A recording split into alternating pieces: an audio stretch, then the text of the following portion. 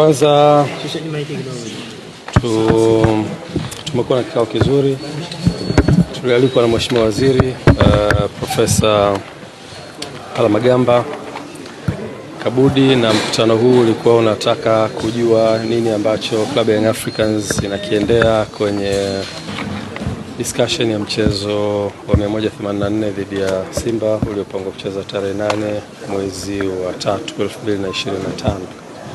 Uongozi wa klabu ya Young Africans pamoja na ukiwa umeambatana na excom wake wote pamoja na mtendaji mkuu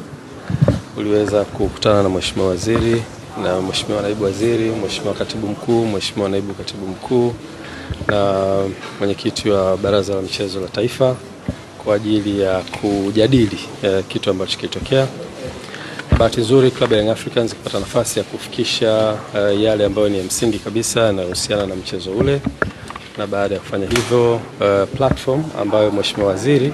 na jopo lake walitengeneza, dhamira yake kubwa ilikuwa ni kusikia nini kinachotoka kwa viongozi wa Young Africans, na sisi wakati wote tukiwa kama viongozi tunasimamia interest ya taasisi yetu, ambayo taasisi yetu inasimamia wanachama na timu kwa ujumla. Kwa hiyo tulikwenda kufikisha ujumbe wetu na uhusiana na position yetu kama taasisi,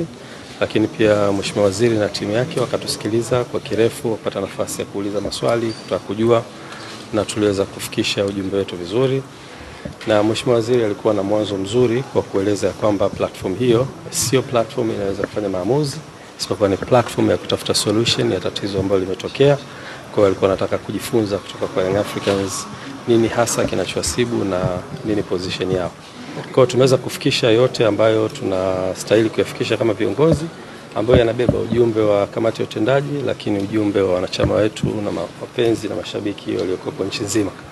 Ujumbe huo umefika, Mheshimiwa Waziri na timu yake wamepokea, tumewaachia wafanye kazi na tumekubaliana tutakuwa na vikao vingine endelevu kwa ajili ya kutafuta solution ya jambo hili. Kwa hiyo nichukue fursa hii kuifikisha message hii kwenu kwa wanahabari ili muweze kujulisha umma wa Tanzania, lakini pia nichukue fursa hii kuambia wanachama na mashabiki wa klabu ya Young Africans, sisi tuko hapa kwa ajili ya kusimamia interest za taasisi yetu, na ni watoe hofu ya namna yoyote, wasiingiwe na hofu ya namna yoyote. Viongozi wao ni viongozi imara na wako hapa kwa ajili ya kusimamia interest ya taasisi. Kwa hivyo wakae kwa kutulia, na solution itakapopatikana tutaweza kurudi kwao na kuwajulisha.